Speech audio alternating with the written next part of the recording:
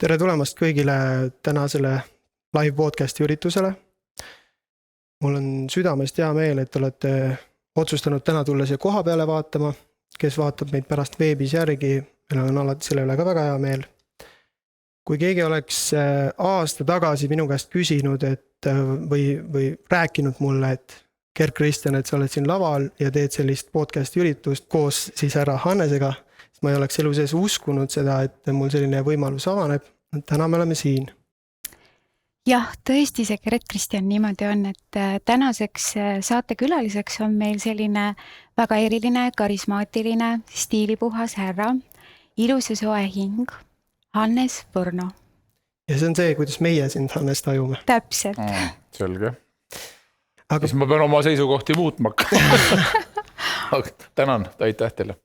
Aga kus see inimese teekond algab ikkagi lapsepõlvest, et ma võib-olla natuke läheks sinna lapsepõlve ja küsiks su käest, et milline poiss sa lapsepõlves olid, et kas olid pigem selline ulakas või nagu tegid pättust palju või?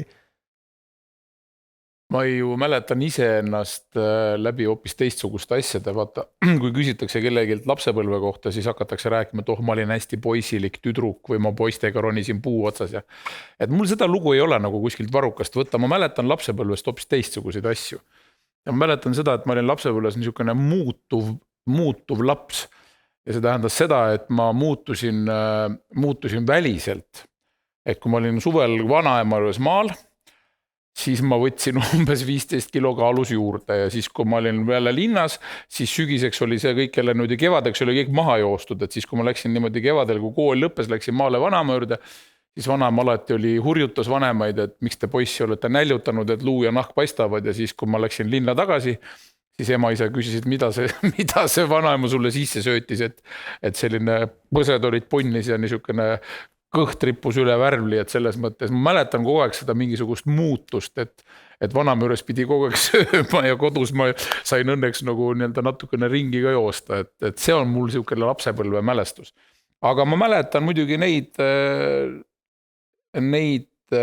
lapsepõlve eredamaid asju ikkagi ennekõike läbi inimeste ehk et vanaisad, vanaemad, ema, isa, õde ja muidugi sõbrad, mingisugused oovikraaded ja kõik see muu ja ega siis sellel ajal nagu minu lapsepõlves ehk et siis 70ndate keskel ja nii, siis oli seda vene keelt rääkivat rahvast umbes sama palju nagu praegugi, et selles mõttes, et neid on ju siia nüüd nii palju juurde tulnud ja toodud, et selles mõttes meenutab see kõik, mis praegu ümberringi toimub mulle üsna mu lapsepõlv, et kui see eesti keelt kuuled, siis on nagu üsna chill juba olla, et selles suhtes ei ole midagi muutunud, et ajalugu teeb oma ringi jälle ära ja me oleme samas kohas tagasi, et umbes nii ta on.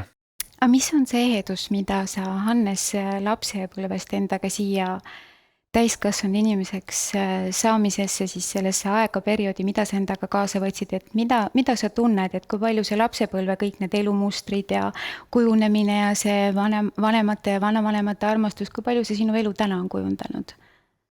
Ikka otsast lõpuni, selles mõttes otsast lõpuni, et mul olid lapsepõlve aastad niisugused nagu tänapäeval ilmselt enam noortel või lastel väga ei ole. Ehk et see oli see aeg, ma olen 60ndate lõpus ehk 69 sündinud ja see on veel see generatsioon, ma julgen öelda, et meie jaoks olid autoriteedid ja eeskujud olid kas vanemad või siis vanemad sugulased, onud ja sellised tädid ja hoovis mingisugused siuksed kutid ja kuidagi siuke, et see tundus, et see eeskujude maailm on täna muutunud, et ma ei taha kellelegi liiga teha, aga mulle tundub, et täna ei ole vanemate roll lapse elus nagu nii tähtis, kui on sõprade või see, mida nad elavad selles virtuaalses maailmas, eks ju. Et minu jaoks oli ikkagi see, et ma ei taht me tegime kõik tatikate, suitsu, eks ju, kõik poisid tegid suitsu, kui nad olid tatikad. Aga me tegime sellepärast, et olla nende konkreetsete suurte poiste moodi, eks ju, või isa moodi või midagi siukest, eks. Et meil ei olnud seda plaani, et kõige kihvtim poiss klassis on see, kes on kõige pätim, et meil ei olnud nagu, kuidas ma ütlen, et ei olnud trendikas olla loll, et selles mõttes oli ikkagi suhteliselt nagu praegugi, et noored õnneks ma näen täna, et nad õpivad üsna palju ja nad tahavad seda teha ja et siis oli samamoodi, aga eeskujud olid meil siuksed teised, et meil oli nagu hästi lihtne valida, olid kommunistid ja need, kes ei olnud kommunistid, eks ju. Ja siis oli nagu lihtne, et kui seal on keegi, kes on mingisugune reo, no siis sa ei taha teda eeskujuks ju võtta ja siis valisid rohkem neid tüüpe, kes nagu seda kõike parteivärki irvitasid ja itsitasid ja selles mõttes ma arvan, praegu on umbes samamoodi, et ma saingi selle kaasa, et ma täna ei oska nimetada ühtegi parteilast, ükskõik millises Eesti parteis, keda ma siiralt inimesena austaksin. Et see on nüüd poliitik, keda ma tõesti hindan, et see on riigimehelik või. Palun vabandust, ma ei oska ühtegi inimest nimetada, täiesti siiralt. Et et selles mõttes ei ole minu jaoks nagu üldse lapsepõlvega mingit vahet, et siis olid need mingist, kõik olid ühesugused punased, nüüd on kõik ühesugused kirjud ja ma ei leia, et inimene, kes astub parteisse, on kuidagi vaba võtma vastu otsuseid või teiste inimeste eest midagi tegema, et selles suhtes jah, on nagu lapsepõlv kestab, et see kõik on samamoodi minu meelest. Et sa oled sellega nõus, et tegelikult see lapsemeelsus peab ikkagi meisse olema ja jääma ja see tegelikult on meis ju aegade lõpuni. Muidugi, sellepärast, et kui me ei oleks lapsed kuni surmani, siis me oleksime üsna vabad oma hirmudest, aga me tassime seda kõike ennekõike oma lapsepõlve oma hirmudena kaasas. Ehk et me kardame ju praktiliselt kõike, mida televiisoris öeldakse, et nüüd tuleb seda karta, siis tuleb järgmist asja karta ja igaks juhuks tehke endaga kõiki asju. Et see on samamoodi, see on lapsepõlves saadik meile kõigile sisse taotud, et sa pead lihtsalt kartma, aga lapsed ju õpivad alles täiskasvanuks saades, kuidas ma ütlen siis, nagu natukene luiskama või petma või olema keegi teine, eks ju. Ma just ühel päeval arutasin iseendamisi ühe sõbraga õieti, et millal reaalselt saab laps täiskasvanuks. Ja ma arvan, et ma vist mõtlesin üsna sellise täpse termini välja, see on see hetk, kui lapsel lubatakse ropendada. Sest sinnamaani on see, et umbes kui keegi ka pisike kutt või tüdruk ütleb umbes, ma ei tea, mis iganes sitt või perse, siis öeldakse oi, nii ei tohi rääkida. Kuigi kõik teavad, mida tähendab prantsuse keeles perse ja mida tähendab inglise keeles sitt. Ehk et vanemad ei oska neid sõnu lihtsalt selgitada lastele, eks ju.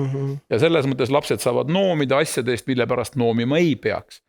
Aga kui lapsed võivad vabalt ropendama hakata, siis tähendab seda, et nad on saanud täiskasvanuks, sest siis enam keegi ütleb, et lapsed nii ei räägi. Hästi lihtne. Okei. Tead, aga ma korra küsiksin sinu oma laste kohta. On sul 1 laps, 2 last, palju sul? 3. 3 last, minu viga ei ole taustatööd teinud. Aga kuidas need lapsed on sulle nagu peegeldanud sind ennast või kuidagi pannud sind mõtlema millegile teistmoodi, kui seda varem on olnud? No, nad on kõik mul ju isiksused selles mõttes, et on 2 täiskasvanud meest, kellel on juba täitsa oma elud ja väike pesamuna, kes on niisugune 5. Et nad on minu jaoks olenemata vanusest, nad on absoluutselt isiksused, mis tähendab seda, et kõike, mis ma neis imetlen, arvan, et on pärit minust. Ja kõik, mis mulle tundub, et see ei ole päris see, on loomulikult ühiskonna ja kooli viga ja kõik need asjad, et ma olen selles mõttes hästi standardne, täiesti samasugune muster, niisugune vanamees, et ma arvan, et minu lapsed on kõik, mis on hästi, on minust ja kõik, mis ei ole, on ühiskonna ja kooli viga. Aga ei, kui tõsiselt rääkida, siis ma imetlen nende iseseisvust. Ehk et see tähendab seda, et see sammude jada, mida nad on käinud, mu vanemad pojad näiteks praegu ees, kõik need igasugused koolid, ülikoolid, mingisugused asjad, millega nad on nagu tegelema hakanud, ma ei hakka nüüd praegu loetlema, kuna neist ei ole see konkreetne episood praegu, eks ju. Aga ma olen hingevärinaga mõelnud umbes, et wow, et kui ta nüüd selle asja ära teeb, et siis ei ole mul järgmise asja kohta küll enam nagu midagi kobiseda, sest ma ikka natuke nagu muretseda, et äkki ei saa hakkama või äkki ta ei tule välja või. Ei, et ma tunnistan ausalt, võin seda öelda käsi pühakirjal, et ma ei ole pidanud oma poegade pärast mitte kunagi häbi tundma. Ja ma südames loodan, et kõige suurem tunnustus, mis saab olla ühel isale, on see, kui pojad ei pea ka oma isa häbenema. Ehk et selles mõttes nagu parim, ma olen seda kusagil juba korra ka maha öelnud, et ma võin seda korrata, et minu jaoks mul ei ole mingit varandusi ega maju ega maid ega tehaseid ega mingisugust, ma ei tea, mingid aktsiaid oma lastele pärandada, aga selle ma kavatsen neile küll jätta, et kui nad kas või 80 või 70 taatidena kõnnivad mööda tänavat, siis keegi ei saa minna neile juurde öelda, et kuule, sinu paps oli siuke argpüks või möku või no siuke tüüp. Et ma pigem olen siis nii-öelda lõpuni julge, ma ütlen seda, mida ma mõtlen, teen seda, mida ma tahan ja austan neid inimesi, kes on minu austust väärt. Ja see on selles mõttes niisugune vastastikku austav elamisviis minu jaoks siin maailmas, et ma arvan, et kui ma poistele pärandan, oma poegadele 3 mehele pärandan selle, et nad ei pea minu pärast kunagi häbi tundma, siis on meil nii-öelda väga hea diil.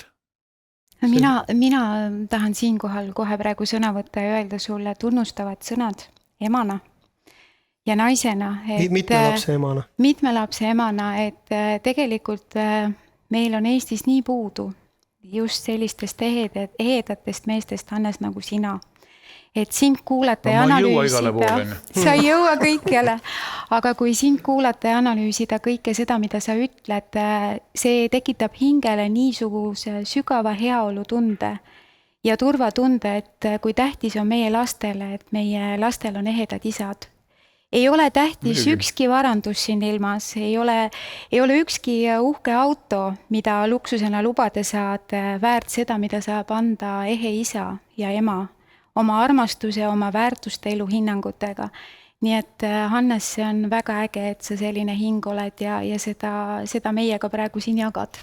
Mis ei tähenda muidugi seda, et kui mul oleks võimalik, et ma neile kõigile mingid ägedaid sportautosid ei ostaks. Ma täitsa usun. On täiesti selge, eks ju. Et see nüüd ei tähenda seda, et ma olen niuke ihnur vanamees, et mul on mingi rahakapp on kuskil õunapuu alla ära peedetud ja ütlen poistel, et ei võtme, sorry, praegu ei tule, võtke moosi keldrist. Et kui mul oleks need võimalused ja vahendid, et loomulikult ma oleks suurema tüki kuningriigist ühele pojale, teise tüki teisele pojale ja kolmandale, et selles mõttes, et eks ta on ikka rohkem minu enda nii-öelda piiratud vahendites.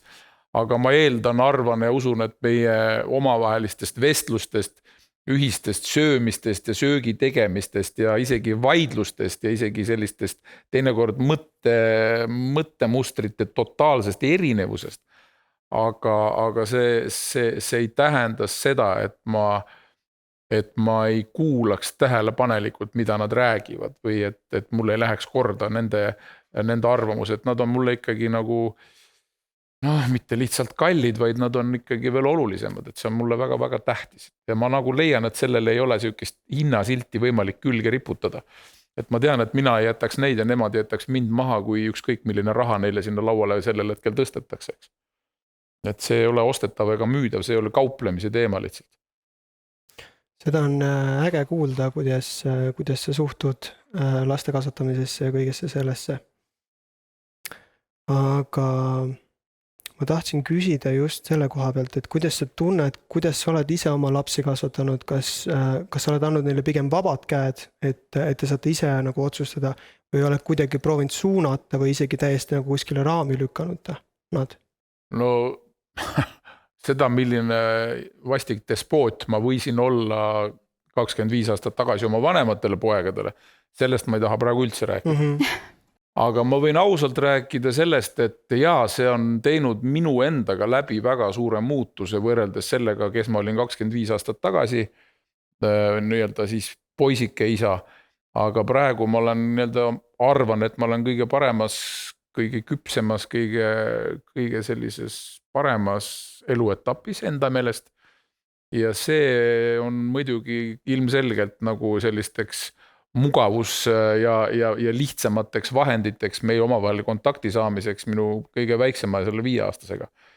Et ma olen talle ikkagi mõned asjad suutnud niimoodi selgeks teha, mida ma kuulen ja näen kõrvalt ja need asjad mulle meeldivad, need on sellised nagu toredad. Ma toon lihtsalt ühe näite. Ma olin parasjagu oma selle mingi teatrietendusega kuskil mööda Eesti tuuril ja siis ta küsis, väike Vincent küsis oma ema käest. Et kuule, nüüd on ju nii, et nüüd tuleb ju isadepäev, eks ju, ja siis tuleb meestepäev ja et me peaksime tegema ju nii, eks ju, nendel päevadel me peaksime tegema nii, nagu Hannes tahab, on ju. Siis on ainult, jaa muidugi, et me peaks tegema nii, nagu Hannes tahab.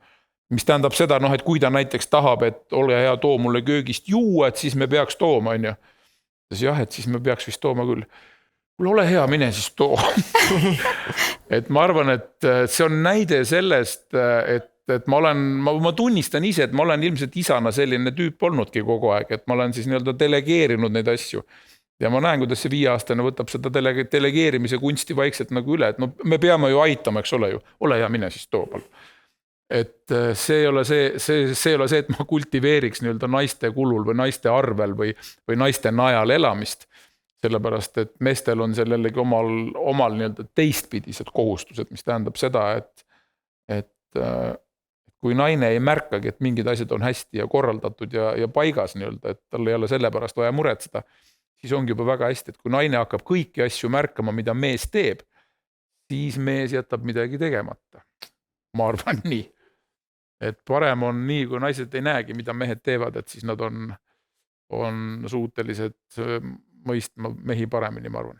Et mehed ei pea kõiki oma, mida nad teevad, afišeerima, et kuule, no kuidas tundub, tegin laua korda.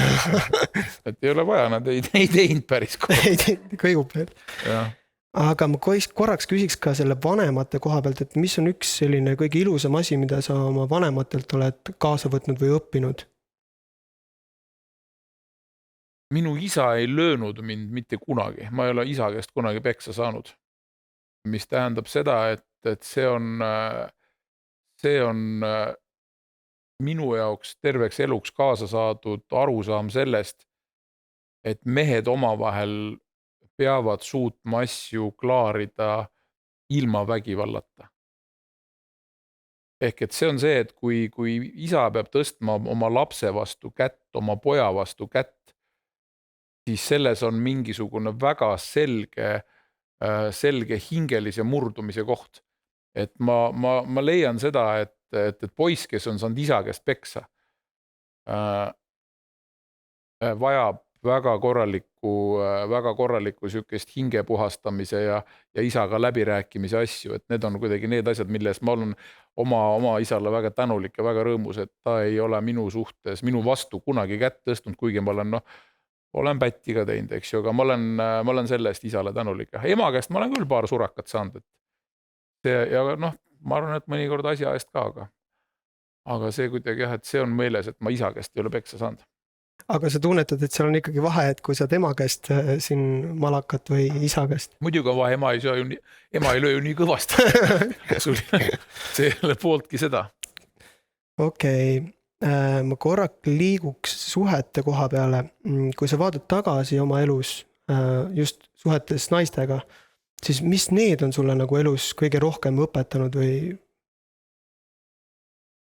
No mul on olnud selles mõttes eriline elu, eks ju, et ma olen käinud naiste keskel olnud kogu aeg. Ehk et kui ma läksin esimesse klassi kooli, siis meil oli klassis 10 poissi ja 20 tüdrukut. Ehk et igale poisil oli 2 tüdrukut näkku. Jagus. Ja siis kui ma läksin pärast 8. klassi lõpetamist Tartu kunstikooli, siis me olime 3 kursusel, kus oli 3 poissi ja 22 tüdrukut. Ja siis kui ma läksin kunstiakadeemiasse moodi õppima, siis ma olin üksinda terves moekateedris, ainuke poiss, eks ju. Nii et kui sa küsid mu käest, et millised on olnud minu suhted naistega, siis need on olnud natuke teistsugused kui kõikidel teistel meestel Eestis, ma arvan. Et ma olen naisi oma elus näinud riides ja riidest lahti ilusaid ja veel ilusamaid seal moekateedris ja Tartus kunsti. Et ma olen naiste keskel olnud, et mul on see suhe natuke teistmoodi. Et mul ei hakka iga seeliku peale ila jooksma või midagi seesugust. Mis ei tähenda seda, et ma oleksin kuidagi kinniste silmadega või et ma ei näe või ei pane tähele ilusaid naisi või et ma kuidagi ei märka neid või ei kipu neil isegi komplimente tegema midagi seesugust. Minust on see niisugune, see teeb selle maailma kuidagi toredaks, et kui ma ütlen nagu, et täna on päris ilus ilm, siis miks ma või öelda oma sõbrale, et kuule, su naine näeb täna ikka väga hea välja, et ja, aga küsimus jälle see, mis tema arvab sellest, et seal võib kohe mingi egomäng tekkida. Ja see on see, et meie ühiskonnas veel võib seda teha, kui sa Araabias ütled mõnele mehele, et kuule, et sul naine näeb täna väga hea välja, siis sa võid ju teada, mis juhtuma hakkab, eks ju. Et see on kultuuri kontekstid on ka nii erinevaid, hoopis teistsugused, et need on kõik siuksed. Ja tegelikult elu nii on, aga mina naksaks ka siit kohe sabast kinni ja küsiks, et üks asi on siis naiste juures see väline fassaad ja see ilu ja see hoolitsetus ja kõik, aga mis sa arvad, Hannes, naiste hingest ja hingeelus sina, kes sa oled naiste keskel väga palju veetnud, et mis sa selle kohta öelda oskad?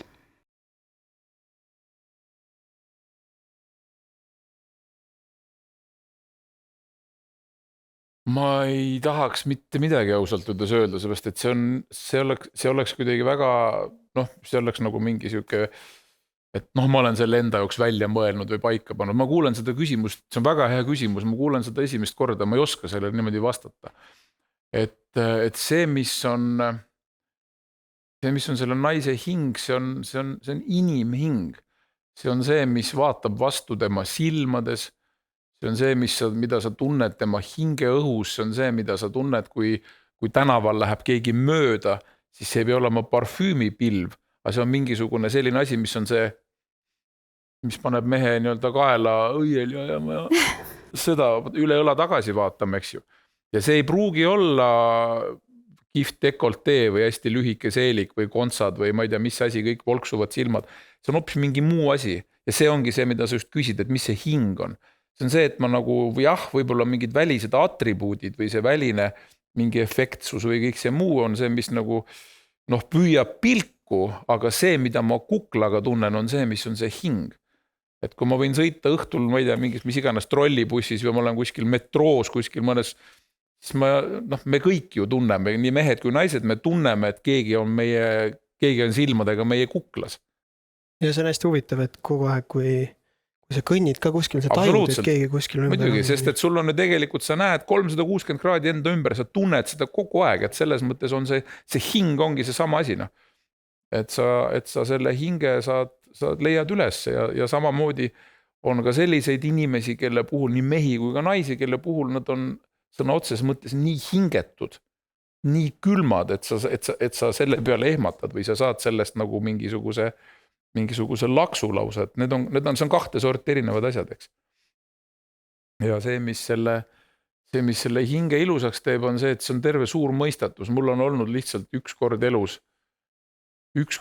selline võimalus, et ma käisin ühel sellisel mingisugusel tripil, nii-öelda siis nagu nendel rännakutel käiakse ja ma tunnistan täiesti ausalt, et ma ei tea, mis asja me seal tarvitasime.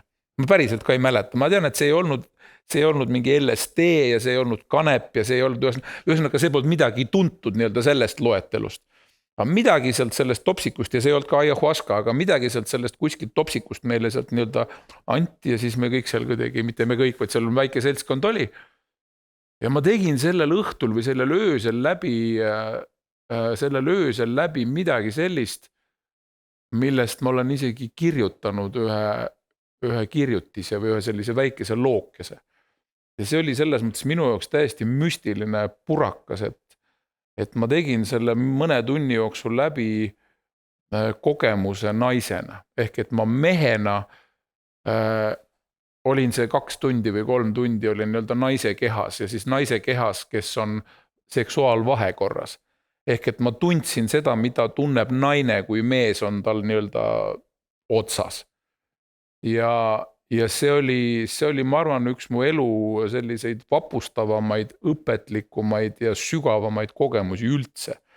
Ehk et see muutis minu jaoks igaveseks suhtumist naistesse ja nende ruumi ja austust naiste vastu kõik see muu, et see on mu kuskil kirjutuste või nendes blogide, kus ma seal ei suuda mölapidamatust kinni hoida, siis ma olen sellest kirjutanud isegi selle loo ja kui kellelgi on huvi, et seda võib isegi lugeda, et ma ise olen selle üle väga õnnelik, et ma selle kirja panin ja et ma selle niimoodi läbi kogesin, nii et selles mõttes ma ei saa öelda, et ma tunneksin naise hinge, aga ma tean, mida naine tunneb, kui mees teeb midagi väga valesti või midagi väga õigesti.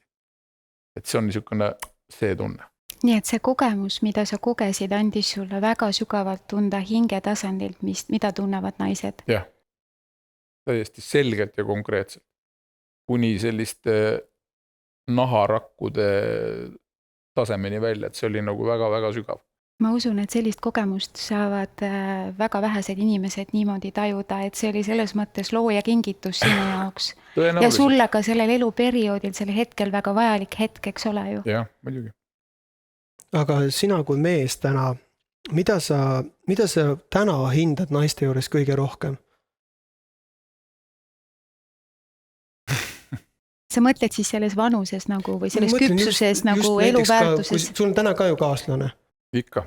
et mida sa täna hindad just kas või oma kaaslases kõige rohkem? Praegusel hetkel me vist elame sellises ajas, kui ma julgeks öelda, et seda ma südamest soovin, et märkaksid kõik mehed, kui suur on praegusel hetkel vastutus selle ees, et me peaksime naistele jagama usaldust ja turvatunnet ja julgustust. Sellepärast, et see, millise süüdimatu jõhkra sittavooga valab meie õukonna meedia inimesi üle selle mingisuguse lausvale ja mingisuguse lolli sõja hirmutamisega. Et see on nagu see teema, mille eest, ma päris ausalt ütlen, et kui oleks minu teha, ma võtaks kriminaalvastutusele need inimesed. Aga kuna see on nii-öelda praegusel hetkel siis lasta siis tühi olla nii, et siis on see tegelikult nagu meie kui meeste kõikide teha, et me taipaksime, millal on see hetk, et ma võtan oma naisel või oma kas või töökaaslasel, kui ma näen, et tal on päriselt hirmus või tal on päriselt see asi, mine mees juurde, võta tal käest kinni või võta tal ümbert kinni, ära karda teist inimest puudutada ja ütle talle, kõik on hästi, rahune maha, võta see inimene. Et see on see, mida praegu meestelt oodatakse, järelikult on see, et meie meestena peame seda tegema, peame naisi lihtsalt praegu hoidma nagu silmaterana. Et see on nagu kõige olulisem üldse ja see on see, et kui sa praegu küsid, et mida mis see küsimus oli? Et mida sa just hindad enda naise juures ka kõige rohkem? Seda, kui naised julgevad usaldada.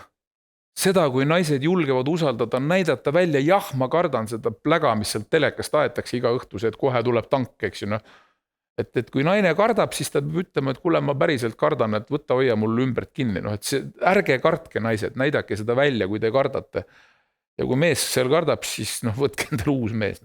Ei olegi midagi pikalt teha, on ju. Aga ma küsiks ka sellise küsimuse, et kui sa mõtled praegu nagu ajast tagasi, siis mis oli selline hetk, kui sa tundsid oma hinges, oma südames, et sind päriselt armastatakse? Taevabiga julgen ma seda öelda, olen ma seda kogenud oma elus päris palju isegi. Ma olen teinud päris paljudele inimestele haiget, kelle armastust või läheduses soovi ma ei ole osanud hinnata või tähele panna või arvestada või kas või ma ei oskagi öelda, et selles mõttes ma olen tundnud, ma olen kogenud armastust küll enda suhtes ja täitsa palju. Ja see teeb ühest otsast nagu väga õnnelikuks, et et näed, mind on armastus. Aga teisest küljest et ega see on kõik selline, et ma ei pea midagi vastu andma, ma ei pea midagi tegema selleks. Aga kui sellele mõelda, et kas mind on armastatud ja kas ma olen seda oma südames tundnud, siis need on kõik sellised väikesed niisugused episoodilised asjad, et kui ma jätan sealt kõrvale praegu kõik selle, mis puudutab mingisuguseid armsaid asjakesi või kingitusekesi või meelespidamisi või see kõik on nagu selline nagu päris ilus ja selline nagu tore maailm. Aga ütleme nii, et ma saan öelda et see armastuse tunne on midagi sellist, ma võrdleksin seda umbes nii, et kui ühel inimesel elus antakse võimalused nüüd, praegu on see koht, oled mees või oled, tõuse püsti, tule minuga kaasa, lähme, maailm on ees lahti, et ma armastan sind, teeme seda kahekesi koos. Kui sa selle ära mogad, kui sa mõtled, ma ikka ei tea, et mul on siin veel kool lõpetamata ja mul on siin veel paar asja, mul on veel, mis mu firmast saab ja ühesõnaga, kui sa naisele ei lähe järgi või kui sa ütled, et ma ei tea, ma pean veel mõtlema, siis on see, et sa hiljem annad endale elus võib-olla sadu vabandusi selle kohta, et et võib-olla sellest polekski midagi tulnud ja kõik see muu värk. Aga mehena sa tugevamat armastust ei tunne, kui naine ütleb, et lähme, et maailm on meie ees lahti. Et see on, ma arvan, et kui keegi ütleb mulle ja ma tunnen ära, et see on see, siis ma ilmselt lähen. Ja minu meelest selle armastuse teema pealt korra lihtsalt huvitav sinuga kaasa mõeldes ka, et võtta, on inimesi, kes elavad suhetes lihtsalt igapäevaselt koos, et nad on mees ja naine ja me oleme nüüd elukaaslased. aga see, kui on inimeste vahel armastus, see, kui palju jõudu see sulle nagu sinu kõikidesse muudesse tegemistesse annab kaasa ja kui palju see sind mehena mõjutab või kindlasti ka naisena, kui palju see annab sulle jõudu ja energiat mingeid asju edasi teha. Et see on tohutult ilus asi, kui kaks inimest saavad kokku ja nende vahel on tõesti midagi väga-väga suurt ja tugevat. Noh, vot see on see, et ma olen alati armastanud öelda seda, et meil on üks selline väga veider harjumus inimestel. Ma ei pane kõiki praegu ühte potti, aga ma tean, et üsna paljudel on see hoiak sellesse, et kõik, mis on nagu Hiina värk, et see on siuke made in China ja pole teab, mis kõige parem asi. Et seda on lihtsalt liiga palju, seepärast ta ei saa liiga hea olla, eks. Et ma ei ütle, et Hiina asjad on kehvemad kui, ma ei tea, Sloveenia asjad, eks ju, aga lihtsalt kuna mass on taga, siis kvaliteet võib-olla kohati lonkab. Aga naljaks on see, et kõik need, kes on kõige tulihingelisemad made in China vastased, need on kõige tugevamad horoskoobi fännid, eks ju. Ehk et millegi pärast nagu see, et ühtegi Hiina asja neil ei ole peale iPhone'i ja auto, millega nad sõidavad ja riided, mis neil seljas on. Aga horoskoopi nad usuvad ja see on kuidagi siuke tore asi. Ja võt see on üks teema, mis on minu vast nagu naljakas, et mis puudutab armastust, siis ma olen nagu täiesti selge, et ma olen sõnn. Ma olen 1. mail sündinud, ehk et ma olen nii hea armastaja, kui üldse olla saab. Mis tähendab seda, et ma armastan kõike, mis vähegi mulle meeldib, mis on mugav, mis on ilus.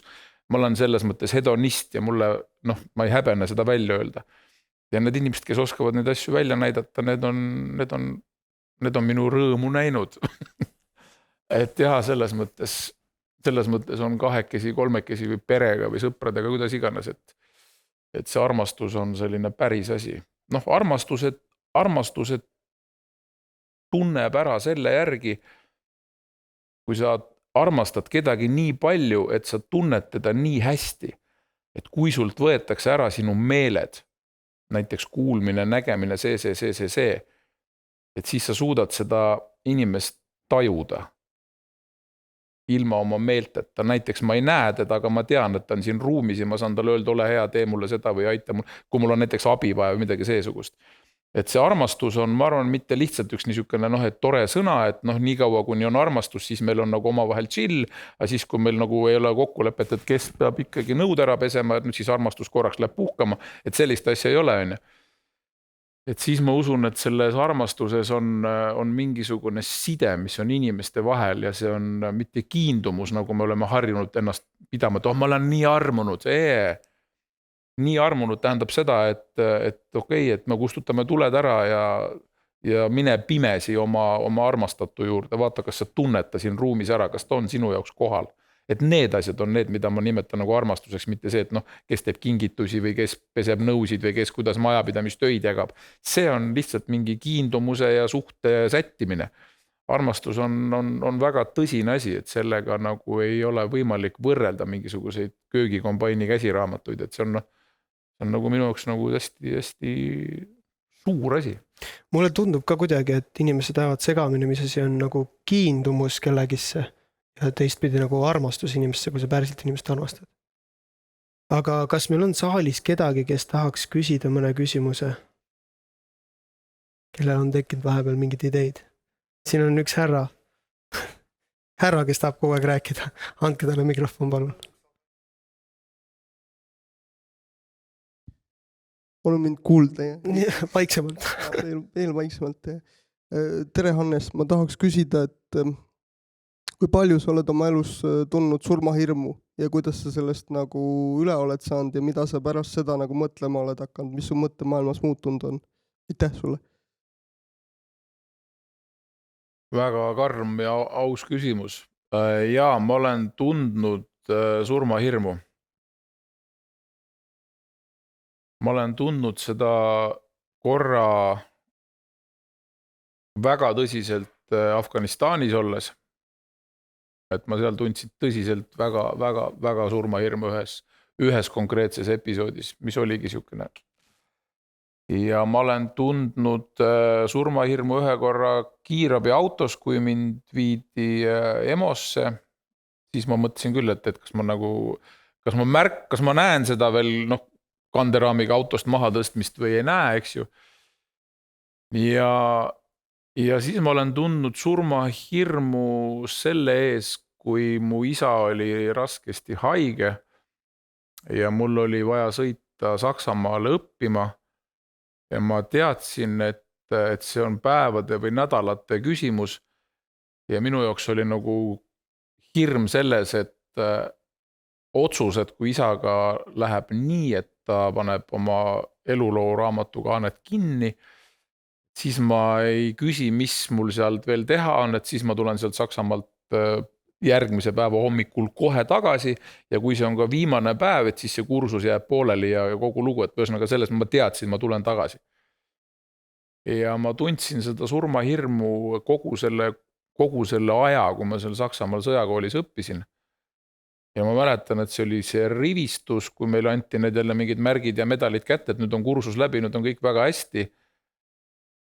Ja ma nägin, kuidas kõik teised olid hästi rõõmsad, aga mina tundsin kõige suuremat surmahirmu oma elus sellepärast, et ma mõtlesin, et ma jõuan tagasi Eestisse, et ma saan isale näidata haiglas, et näe, sain selle ja sain selle, eks ju.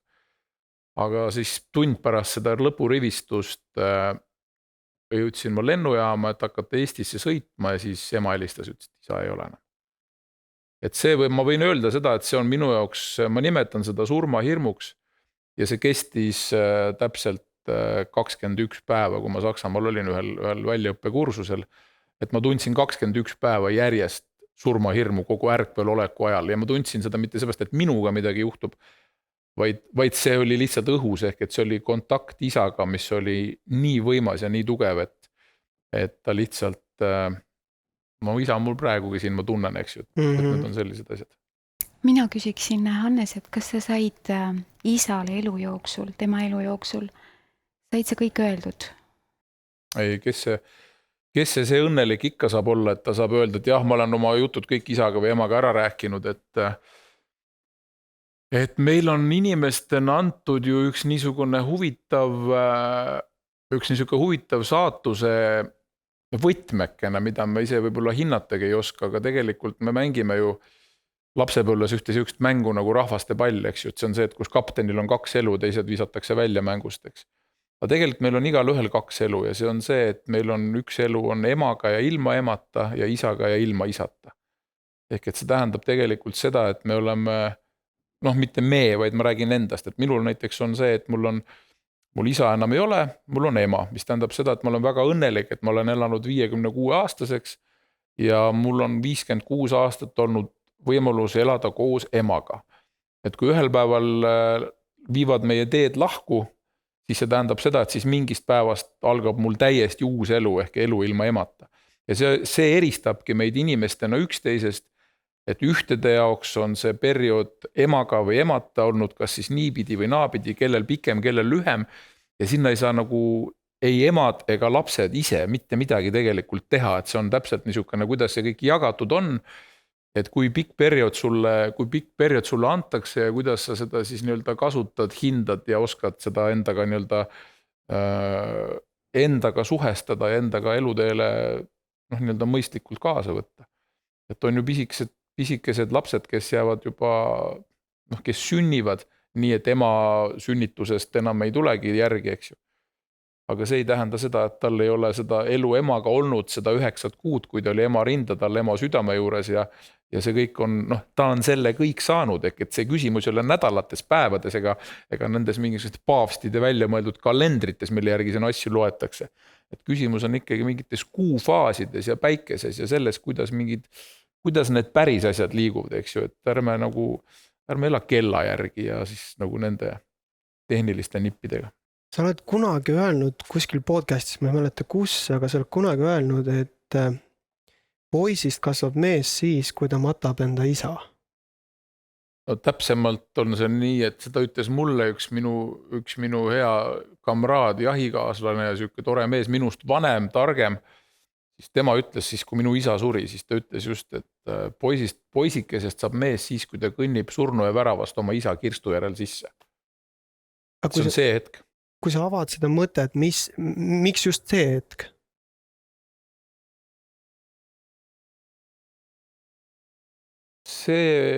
See tekitab poisi või mehe hinges ühe mingisuguse teatud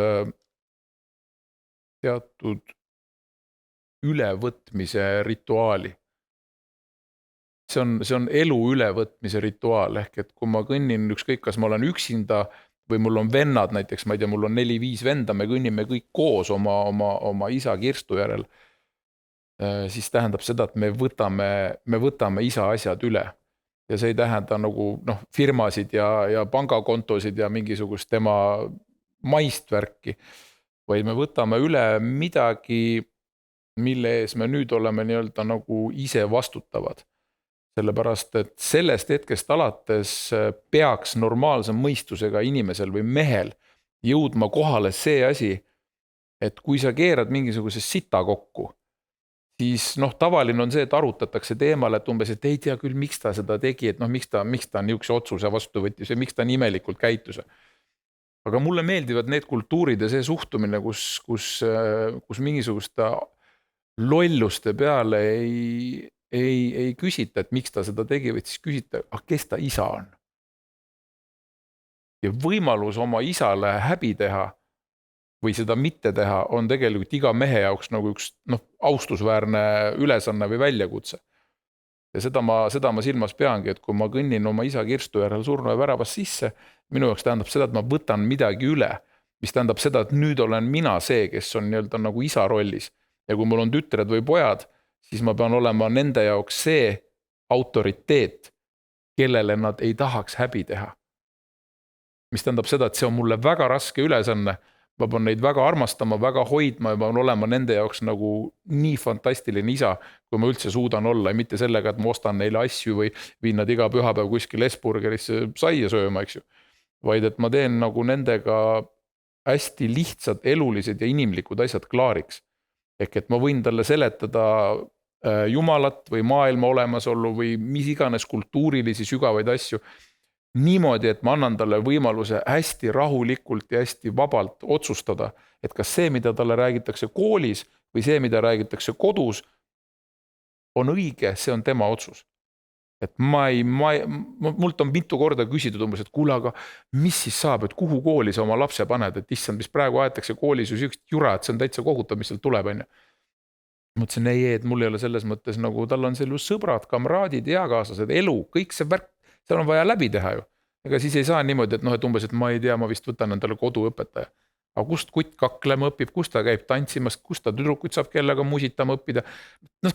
Tast ei kasva mingit tüüpi, eks ole. Et kui ma teaks, et ma tahan tast mingit kuningat või keisrit kasvatada, et siis ma võtan mingi eraõpetaja, eks ju, sest kuningad ei käi koolis. Aga teades, et me oleme kõik ju sellised talupojad Eesti rahvas, eks ju. Et siis meil ei ole mõtet siin nagu kujutada ette, et meil on vaja mingid eraõpetajaid võtta. Et selles mõttes jaa, kui meil lapsel on mingid vastavad anded, siis me võime muidugi võtta endale õpetaja, kes aitab nendes valdkondades edasi või nagu toetada seda. Aga ma arvan, et selles mõttes niisuguses karjakoplis õpivad hundikutsikad lambaid murdma ja õpivad lambad üksteise eest ära jooksma, et las nad inimesed peavad selle kätte saama, selle kogemuse. Et see on minu jaoks nagu siuke, ma ei tea, ma vaatan seda asja nagu mehena vähemalt niimoodi, ma ei tea, naised mõtlevad ilmselt teistmoodi.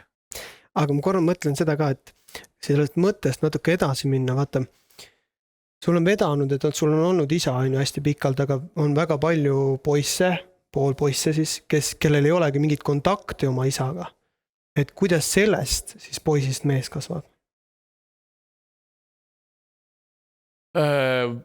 Küsimus on selles, ja see on väga sügav otsus, see otsus ise vastu võtta, et ma olen mees. Ja ma tahan siin tuua ühe selles mõttes võib-olla täiesti šokeeriva näite, aga las see näide ollagi nii karm, kui üldse on.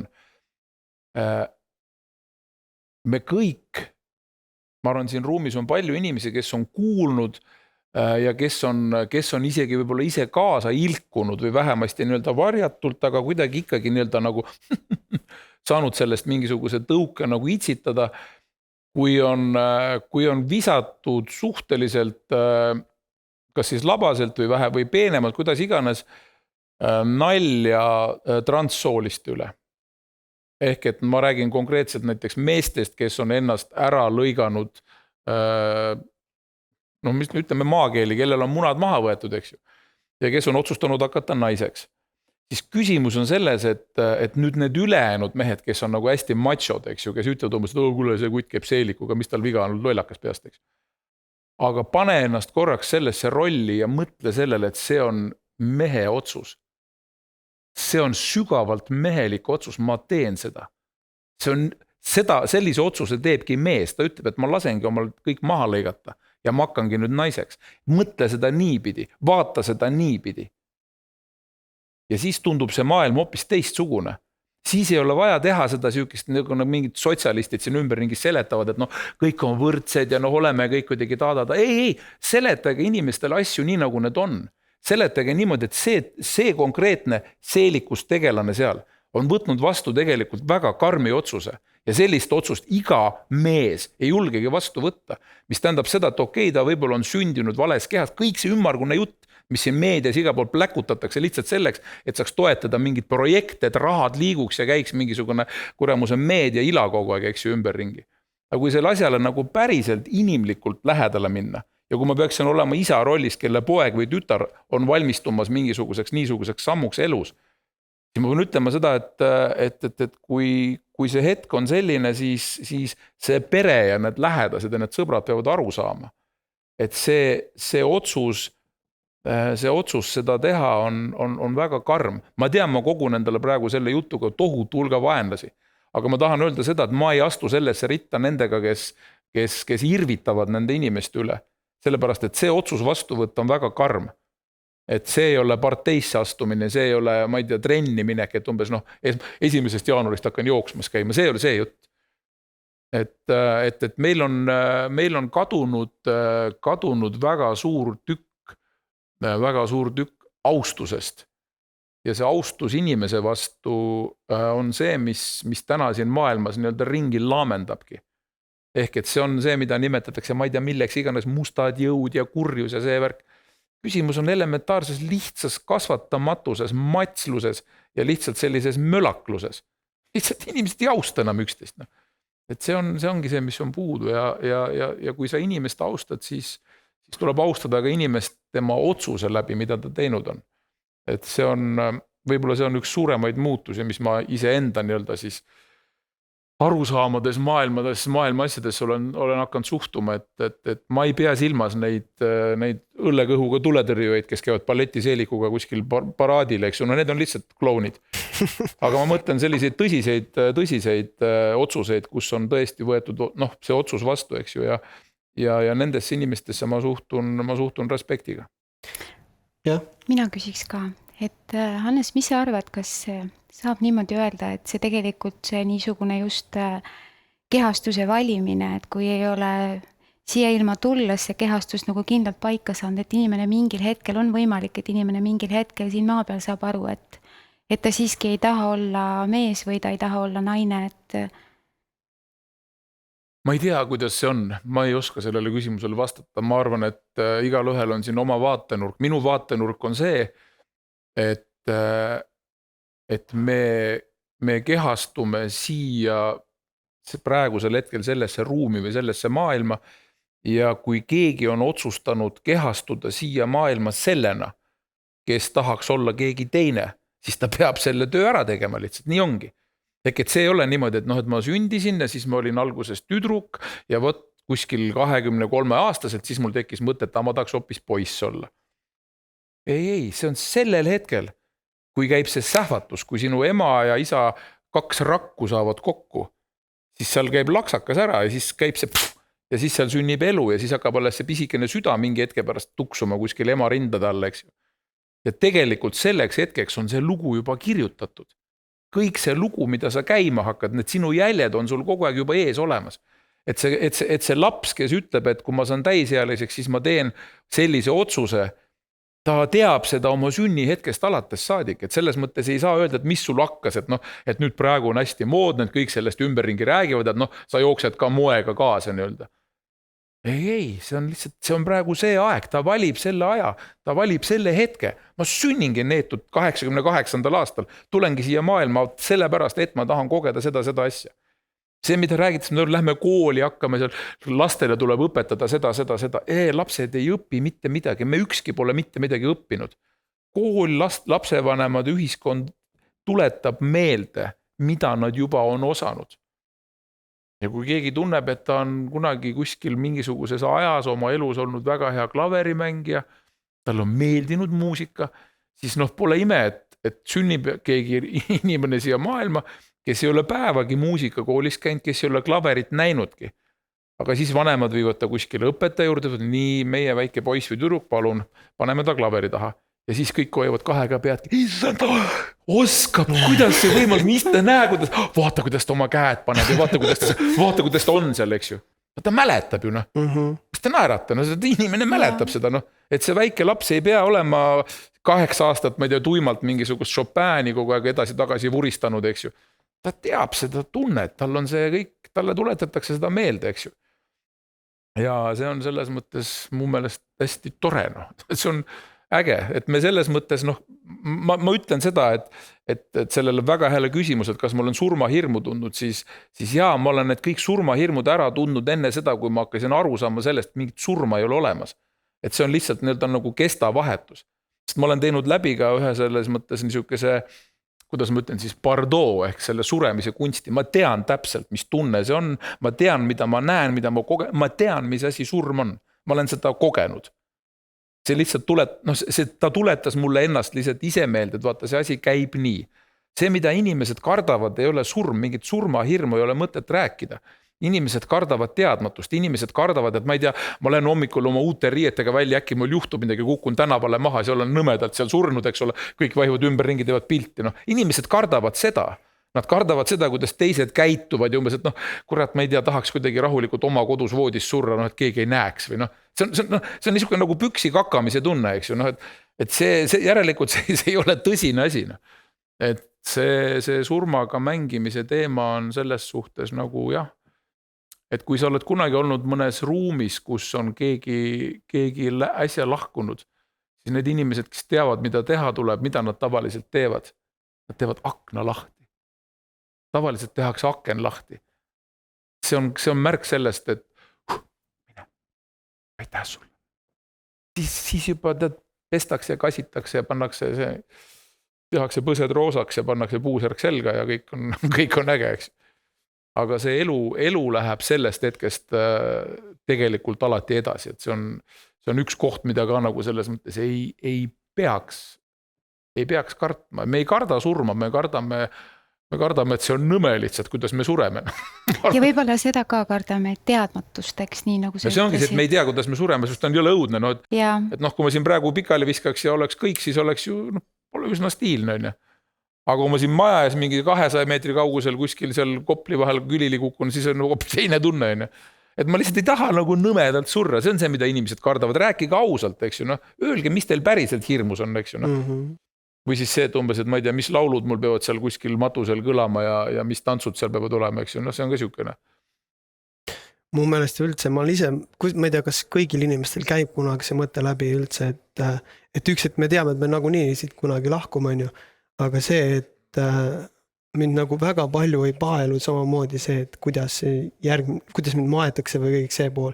Et tegelikult vaata, mõneti on ülioluline mõelda läbi see teekond, et täna ma olen 25, on ju, Eesti mehed lähevad üsna noored millegi pärast, ma ei tea, miks siin näha on olnud. Aga see, mida sa seal teekonna peal nagu üldse teha tahad mehena ära, et kui sa sinna lõppu välja jõuad, mis need nagu etapid on su elus. Et mina olen nagu hästi seda usku, et sa võiks korraks elus vaadata sellele asjale otsa, et mis on need nagu asjad, mis ma tahan siin ära teha veel. Jah, aga sellega tekib üks väikene probleem ja see probleem tekib sellega, et sa hakkad ennast ükskõik, eriti mehed, et sa hakkad ennast kellegiga võrdlema. Ehk et see on see, millega algabki poisikesest peale iseendale valetamine. Et nii, ma olen praegu okei, mul on vaja see asi, ma loetlen mingi terve listi ette, et ma pean need asjad ära tegema, siis ma olen nagu siis ma võin nii-öelda lugeda selle elu korda läinuks.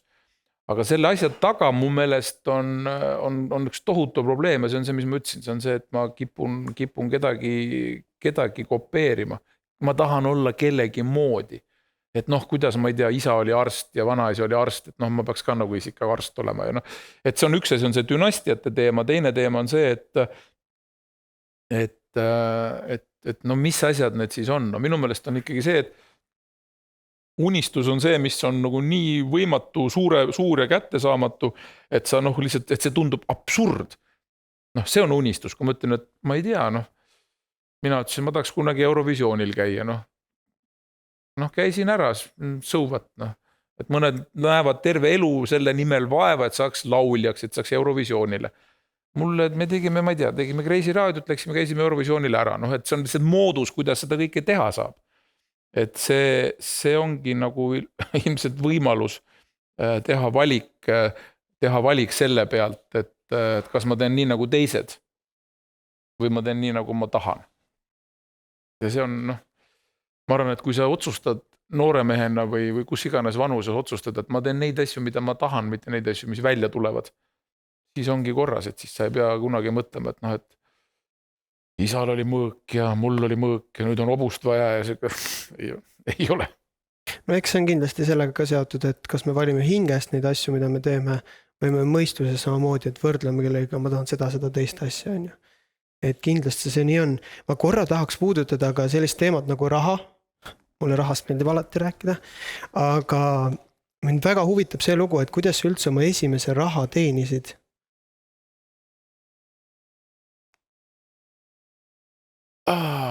Esimese raha, ma arvan, et seda ma ei taha valetada, eks ju, ma tahaks nagu kuidagi päriselt välja mõelda, esimese raha, kuidas ma esimese raha teenisin. Aga ma arvan, et eks see vist oli niimoodi, et see sõltub ikkagi nagu nii-öelda summast. Et muidugi ma võin öelda seda, et kui ma olin väike poiss, ma ei tea, 5-aastane või 6-aastane, ja kui isa andis mulle palgapäeval selle Lenini näoga metall 1 rublase mündi, eks ju, see oli nagu siuke palgapäeva siuke nagu tore, selle sai 8 jäätist osta. Täitsa kõva papp. Või siis ma räägin sellest, et vanaisa andis mulle kartuli põllul, ma kõplasin mingi paar vagu matsast puhtaks, vanaisa andis mulle 10 rutsis, jumala uue, siukse punase, 10 rublane. See oli juba nagu väga kõva sõna, selle eest sai 100 jäätist osta. Selle eest sai ikka nagu praktiliselt pool jalgratast ja see oli nagu, see oli ikka väga kõva raha juba, eks ju.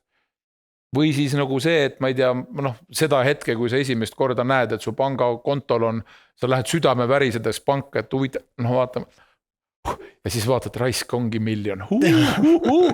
Et see on ka tunne, eks ju, et kus see läheb, et millal ma selle esimese raha teenisin, eks ju, et esimene miljon on see, mis erutab, see on niisugune nagu vau tunne, eks ju.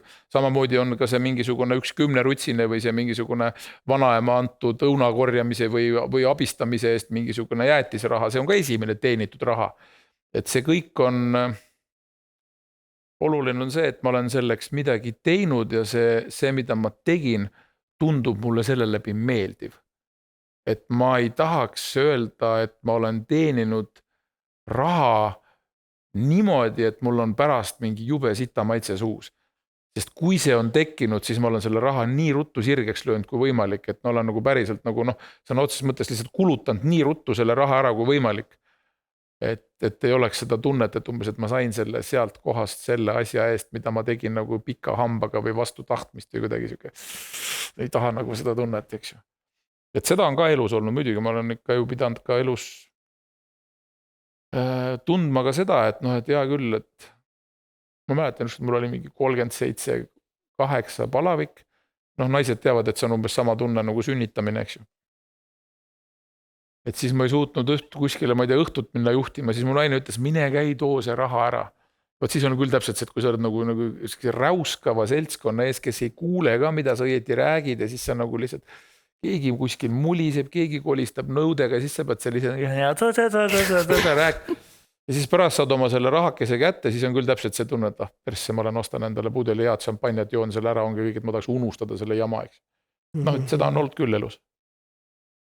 Aga kui palju su nagu vanemad sulle õpetasid mingit sellist rahatarkust või sellist mingit asja või sa oled ise eludel õppinud? Mu ema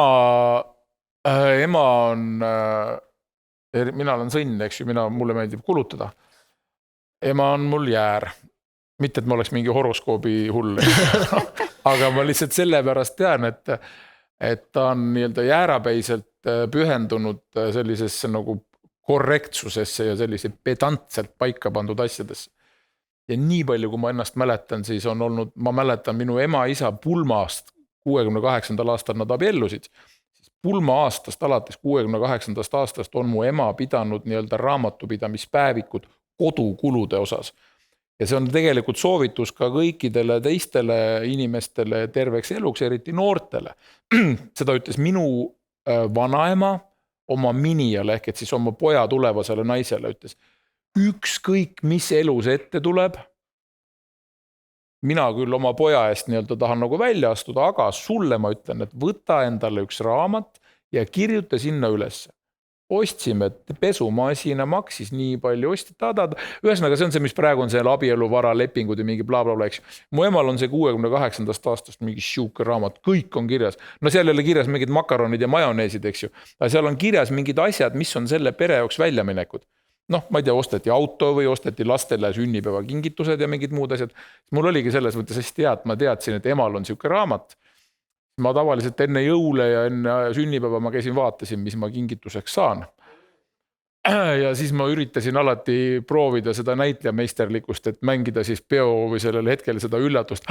Ma ei teadnud, et ma selle saan. Tegelikult oli mul juba teada, kas ma saan oma rula või selle, eks. Et selles mõttes oli see nagu hea ja halb korraga, aga seda ma soovitan, sest ma olen näinud, kuidas mu ema on sellest tegelikult saanud midagi sellist, mis on tegelikult väärt nagu Eesti Rahvusarhiivi ühte osa, eks ju. Sest kui ma küsin ema käest, et kuule, mis maksis, ma ei tea, see või see asi 20 aastat tagasi, ütleb täpselt, näe, me ossime, ma ei tea, ossime raadio või see maksis siis nii palju, eks. Et siuke tore ja seal on ka, kui ema-isa oleks pidanud näiteks kunagi lahku minema või mingi muu jama oleks olnud, et siis ma arvan, et ema oleks võtta selle paberid välja ja oleks olnud lihtne neid lusikaid lugeda, et kes ostis ja kes pesi, eks. Väga vahva. Mina võtaks nüüd, läheks Hannese teiste väga põnevate teemadega edasi. Hannes, sa näitled, sa maalid. Räägi meile palun sellest ka. Kummast? Räägi mõlemast. Räägi kõigepealt näitlemisest. Sul oli vist teatritükk ka, mis just lõppes. Midagi väga lahedat. Just paar päeva tagasi lõppes ära komöödiateatri egiidi all Anne Paluveriga kahekesi mängisime ühte väga ägedat Toomas Kalli kirjutatud komöödiatükki. Ja ma pean ütlema, et see on üks õnnelikumaid episoode mu elus. Just nimelt seeläbi, et Anne Paluver, Voldemar Panso ühe lemmikuna lavakunstiga teedri 7. lennust, üliandekas, ürgselt üliandekas, erakordselt daamilik, erakordselt aristokraatlik, intelligentne, ma ei jõua neid epiteete lugeda. Ma siiralt, ma armastan Anne Paluveri, ta on lihtsalt nagu nii superkiht inimene. Ja see, kui me tegime temaga 2025. aasta jaanuarist kuni aprillini proove, siis me aprillist juulini mängisime, siis tegime väikse suvepuhkuse ja nüüd tegime uuesti. Et ma arvan, et ma sain enam-vähem selle sama maigu suhu, mida need noored, kes lõpetavad lavakunstiga teedri, ehk et selles mõttes, et ma olen laval olnud palju, ma olen seal teinud igasuguseid lollusi, aga keegi ei ole mulle öelnud, kuidas lahedalt lollust teha, et kuidas päriselt nagu peaks need asjad käima. Ja oi, kui palju ma olen sellega praegu õppinud, oi, kui palju, et see on võrreldamatu kogemus ükskõik missuguse pikalt laval või teles oldud aastate jooksul, et sealt nagu ma tänu Anne Paluveril ma õppisin ikka nagu metsikult palju. Ja sellest on, ma ütlen, et Amazon verelausult öeldes jah, et ma just see on siukene, vaata siuke, et kui sa hakkad juba mingi džinni pudelist välja laskma, et siis on siuke, et pärast enam tagasi pane, eks ju. Aga kuna ma juba nagu nii tegin seda, et ma saatsin oma heale sõbrale Tõnis Mägile, saatsin lugeda ühte oma näidendit. Et siis ta ütles, et ei olegi viga, et see võiks täitsa ära teha. Et jah, et mul on praegu teatri huvi on kuidagi hästi suur, et ma tunnen nagu teatri vastu siukest kirge, et ma olen näitlejaid eluaeg väga austanud ja teatrit üldse ja filmi ja kino ja ma ise pole lavale ega kuskile väga trügida tahtnud sellepärast, et sellised keskpäraseid, et mitte öeldes sittu näitlejaid on niigi ilma minutagi küll, eks. Et ma sellepärast olen hästi hoidnud seda endast nagu respektiga kuskile eemale, et ma lihtsalt näen isegi Eestis, et meil on nii palju, nii erakordselt häid näitlejaid. et ma lihtsalt nagu ei ole tahtnud trügida lihtsalt sellepärast, et no mis ma teen seal, kui seal on nagu noh, selline kaader ees, et no pole mõtet. Ja see võib-olla ongi see, et mulle meeldib kirjutada, et siis ma ilmselt siis kirjutan, äkki need väga head näitlejad tahavad seda tükki mängida, eks ju, ma ei tea, loodan. Nii et midagi väga põnevat on kohe varsti sündimas. Muidugi. Põnev ja maagiline. Mina ikkagi julgustaksin, et mina ei ütle ja ei usu seda, et sina kuidagi oled kehv näitleja. Ei, muidugi, ma olen ikka poole parem kui paljud teised, eks. No kindlasti. Ja ma olen nendest viletsatest, ma olen ikka poole parem, muidugi. Korraga küsiks spordi kohta ka, ma ei ole nagu väga palju kuulnud spordi kohta, kuidas üldse sul spordiga lood on. Meie vestluse alguses rääkis natukene. Ei, väga hästi on, väga hea vorm on. Aga vestluse alguses sa natuke mainisid, et sai natuke vanaema juures söödud ja siis jälle maha jõustud. Aga kuidas sul üldse spordiga lood on olnud? Kas sul on nagu huvi ka olnud mingi spordi vastu või kuidas? Kuidas ma ütlen, mul on olnud muidugi, mäletan, mul esimene huvi oli see, et kuskil kooli peal läks jutt lahti, et Rakvere pioneeride majas algab motokrossi ring. Ja siis mõtlesin, jess, et kohe lähme sinna rauhsiklid käima ja kohe saame kuskile metsa rallima minna, eks ju. Ja siis me kõndisime õhtul sinna pioneeride maja juurde, siis oli mingi papi vastas, tõstis kuskilt oma pagasnikust välja mingi suure puust kasti, kus olid mingi laiali lammutatud mingi Java mootor, ütles, nii, nüüd hakkame seda vaikselt kokku panema. Tõsiselt räägitava. Mõtlesin, me tulime motokrossi ringi, mitte mingisugusesse motoluksepa või autoluksepa koolitusele, eks ju. Nüüd ühesõnaga ma läksin samal õhtul minema ja rohkem ma motokrossi trenni ei läinud, sest ma sain aru, et ma tulin sõitma, mitte ehitama ratast, eks ju.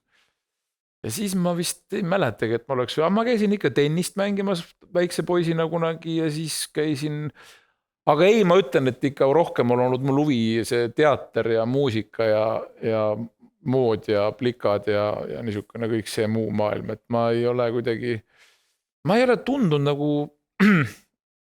vot see on see, et kui sa tahad olla, kui sa tunned, et sa oled milleski teistest natukene võib-olla parem, siis see annab sulle mingi julguse ja motivatsiooni ja tahte nagu midagi teha.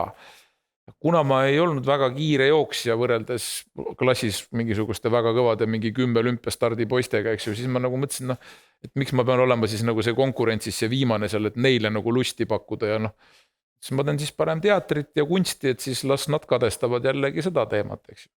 Et igaüks teeb seda, mida ta nagu armastab, aga ei, mul on spordiga olnud jah niimoodi, et kui ma tahan teha, siis ma teen hooga ja kui ma ei taha teha, siis ma ei tea üldse, et ma nagu kõike teen täiega, et ma molutan päris korralikult ikkagi täiega ja siis kui on vaja sportida, siis ma teen ka nagu täiega, et ma lihtsalt niisama ei viitsi pussutada, et kui siis teha. Okei, aga sa mainisid ka, et see teater on üks asi, mis su nagu silma särama paneb. Aga kas on veel midagi, mis sul nagu paneb hinge helisema ja silma särama, mida sa täna näed siin elus? No ikka hea toit, ma olen olnud nüüd viimased 3,5 kuud karnivoor ja selles mõttes ikkagi lõvidieedil, ehk ma olen söönud ainult liha ja maitsestanud seda ainult soolaga, ehk et ma ei söö mingi juba päris jupp aega igasuguseid asju, mida ma vanasti teadsin, et toidupüramiidi tipus on kõik need hästi kasulikud ja tervislikud asjad. Ma olen kõikidest oma tervisejamadest lahti saanud, ma olen 15 kilo kaalus alla võtnud, ma olen elu parimas vormis, teen iga hommiku 50 kätte kõverdust, mida ma kunagi varem pole suutnud. Ehk et selles mõttes ma olen tänu sellele liha lõvidieedile, ma olen praegu nagu, ma olen elu parimas vormis. Mul on isegi, ma tegin vereproovi, mul on testosteroon on üle normi. Nii et selles mõttes on toit liha paneb mul silma särama päriselt, et hästi tehtud liha. Ja kuna ma televisioonist olen nii kaugel ära eemaldunud, et ma televisiooniga ma ei ole nagu midagi teha ega näha. Aga ma ühte saadet vaatan ja see on see MasterChef ja eriti selle hooaja oma, kus on need profid kokad ja see on küll see, et see on nagu, ma arvan, et lihtsam on saada Ameerikas merejalaväelaseks kui Eestis selles saates MasterChefiks, sest et see, mismoodi see orm ja see seltskond neid kutte seal ja see, kuidas neid seal kotitakse, see on nii halastamatu, see on nii julm, et ma arvan, et neid episoode peaks vaatama nagu iga inimene, kes kunagi nagu restorani läheb ja siis ta peab nagu mõtlema seda umbes, et kas nagu on vaja saata mingi taldrik kööki tagasi sellepärast, et ma ei ütlesin, et ma ei söö sibulat, sorry, et austage neid inimesi, kes teevad seal selle kuumava pliidi ääres nagu endast parima ja see on nagu see gurmee pool, aga räägime ka lihtsatest tädidest, kes teevad tavalist koolisöökla toitu. Et see toidu austamine ja selle toidu raiskamise, see on üks teema, mis paneb mul silma särama, et kui ma näen toidu raiskamist, siis mul silm läheb tõesti vihast särama, et ma tahaks lihtsalt nagu sekkuda ja väga tõsiselt nagu karjuda, sellepärast et ma olen suur Aafrika fänn ja see on see, mis mul Aafrikas meeldib, et seal ei raisata toitu. Aga meil on see, et sa mine vaata, mis siin toimub umbes, et see on lihtsalt jälk. Ja ma ei taha kellelegi halba, aga ma ütlen, et ühel päeval peavad need inimesed saama korra nälga tunda. Korralikult valusalt saama tunda. Siin nad saavad aru, mis tähendab mingisugune toidu raiskamine, toidu äraviskamine, et see on jälk, mida siin praegu tehakse. Et toit paneb mul silmas ära, ma nii kurjalt kui ka rõõmust, eks ju, sest kui ma ikka näen, et on hea toit, ma nüüd loodan, et kui meil varsti läbi saab, siis ma olen koju, mul on lambarakuu ootab. Täpselt 4 tundi ahjus olnud praegu, et see tuleb kondi küljest lahti ja ma oskan hästi süüa teha. Kui palju sa ise kodus süüa teed, suht tihti? Ikka enam-vähem iga päev, jah. Mulle meeldib seda teha, seepärast, et mul on tunnustamise vajadus on nii metsik, et ma lihtsalt vajan, et keegi istuks lauda, ütleks, kui hea. Kui hea toit. Ja sellest mulle piisab, mul on päev kirjas, eks. Jah. Aga kui me räägiks unistustest, et millest sa täna üldse unistad? Triviaalne on öelda, et ma tahaks vanaisa juba olla, eks ju, et mul on juba suured pojad, aga selles mõttes, et ma näen, et see maailm on ümberringi täna selline, neil on omad plaanid, mingid asjad, et ma ei kiirusta nii-öelda, kõik need hingekesed, need lapsed ja lapselapsed tulevad siis, kui neil on õige aeg. Aga see, millest ma unistan, on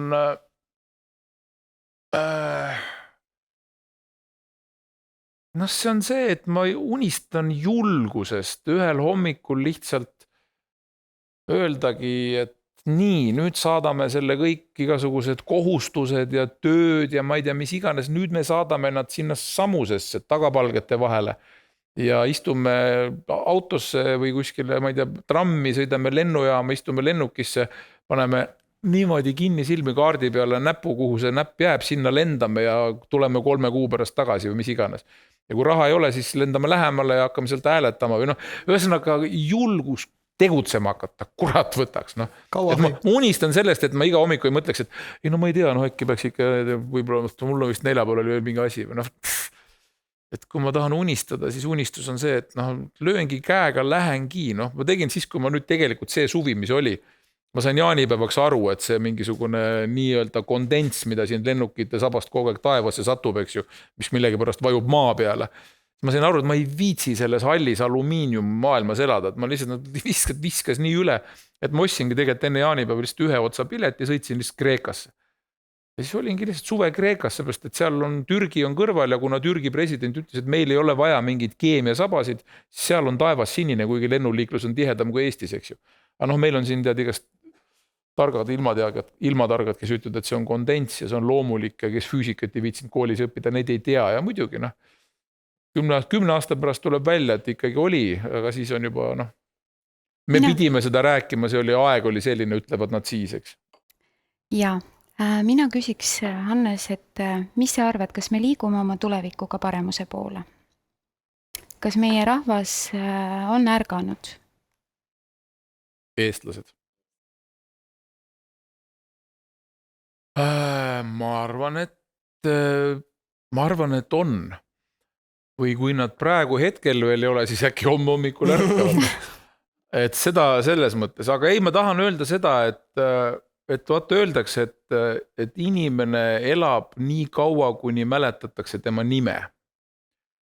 Ja samamoodi on sellega, et nii kaua elab üks rahvas, kuni see rahvas mäletab oma keelt.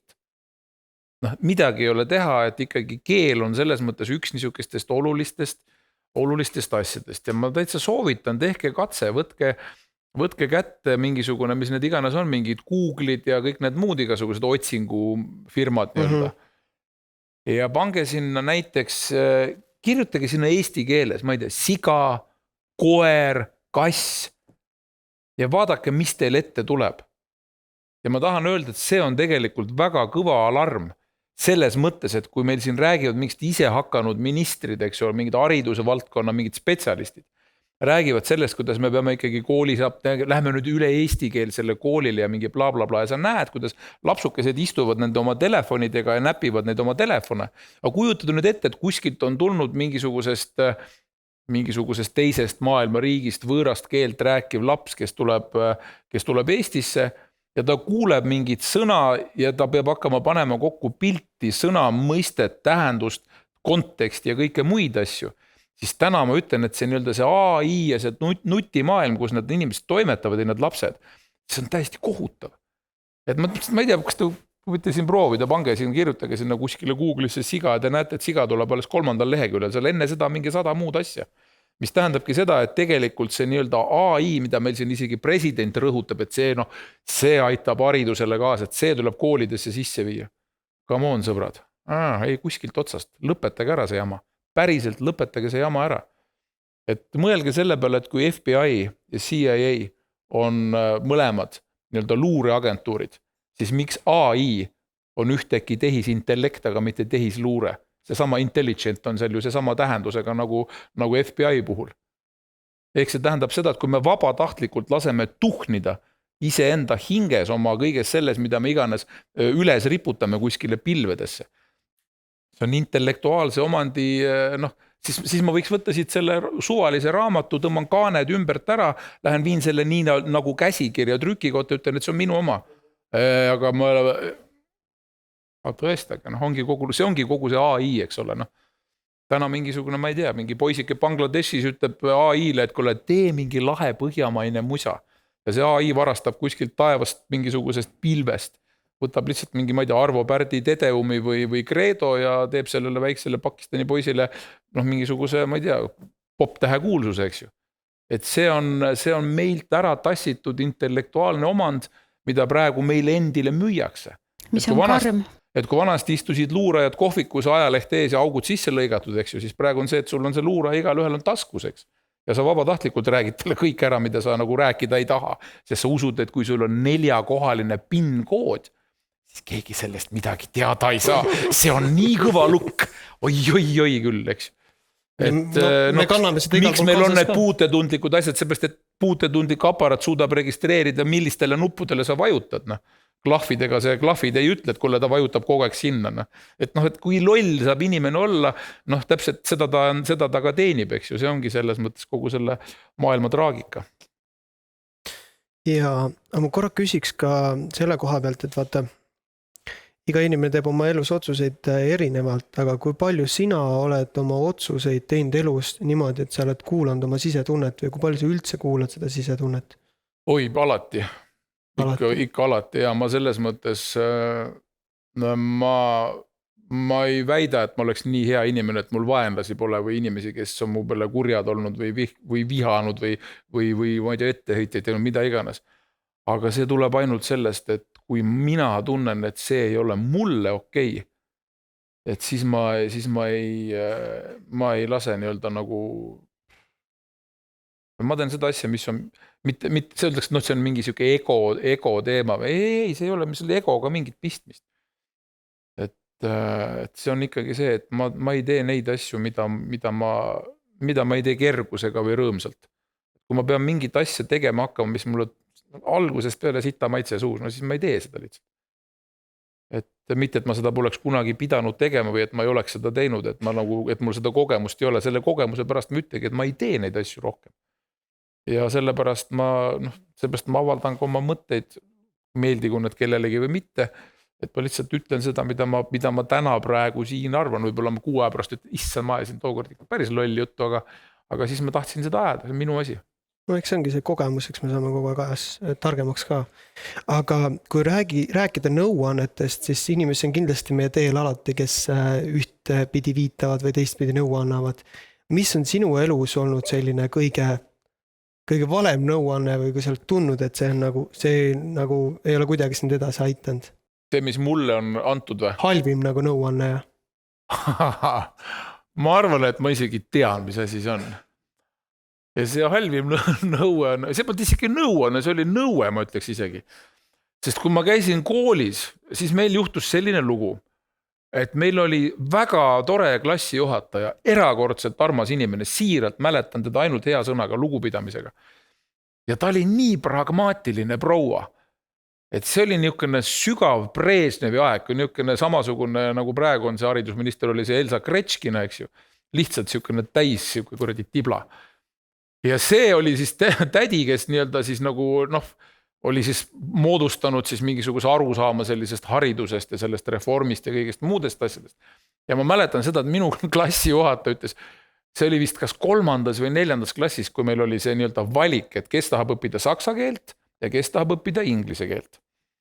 Ja siis meie klassijuhataja tuli meie klassi, et ütles, nii lapsed, kuna me elame sellises, ma võin selle välja öelda, perse augus nagu Nõukogude Liit, siis on selge, et meil siin ei ole isegi mitte lootust pääseda üldse kuhugi mujale välismaale kui äärmisel juhul Ida-Saksamaale või Poolasse. Mis tähendab seda, et üldse mingi keele õppimiseks on mõttekas õppida saksa keelt, saate aru. Et kui te üldse välismaale tahate kunagi minna, siis õppige kuradi saksa keelt. Ja siis ma ütlesin, nojah, mis siis ikka, järelikult, et kuna me nagu nii kunagi kuhugi ei saa, sest et Nõukogude Liit tundus nagu Euroopa Liit, et eks ju, sellega ei juhtu midagi. Muidugi mitte. Praegu juba tunnen, et tuleb lebra lehkab, eks ju. Et sellega oli sama teema, et see oli niisugune soovitus, et õppige kõik saksa keelt, sellepärast, et siis te saate vähemalt kunagi Berliini minna seda teletorni vaatama, kus on see muna keskel ja kõik need muud asjad. Võib-olla see on nagu üks tobedamaid soovitusi, sest et inimene ikkagi nii veendunult uskus, et kuigi Nõukogude Liit on üks häda ja õnnetus, aga et see kahjuks ei lõppe ära, aga näed lõppes. Ja ma ei tea, kas oleks midagi muutunud, kui ma oleks inglise keelt õppinud, aga nüüd ma olen, saan enam mõlemas hakkama, et siis polegi nagu väga hull, eks. Et see saksa keele õppimine tookord oli isegi kasulik, et tänu sellele ma nagu suudan ennast saksa keeles ka kuidagi kraavist välja vedada. Et täna saad hakkama saksa keelega natukene rääkida. Kas maailmas on veel paiku, kuhu sa ei ole jõudnud? Ja ma ei ole näiteks Jaapanis käinud.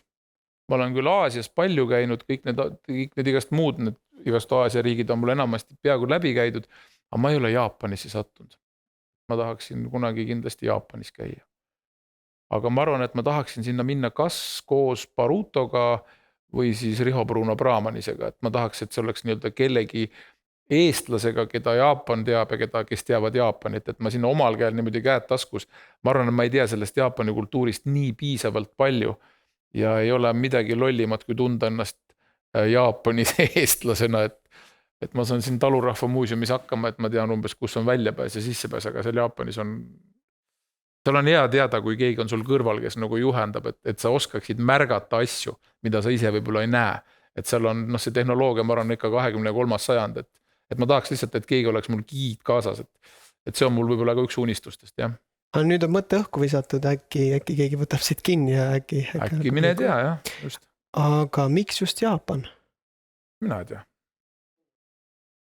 Ma ei ole selles mõttes, ma olen käinud oma elus viimase, ma ei tea, 30 aasta jooksul vist üle 30 korra Aafrikas, eks ju, sest ma olen nagu praktiliselt, ma olen seal olnud giiditööd teinud ja omal käel palju reisinud, ma olen nagu Aafrikat tean juba nüüd nii palju, et ma vist eelmine aasta esimest korda mõtlesin, et ma vist rohkem ei viitsi minna.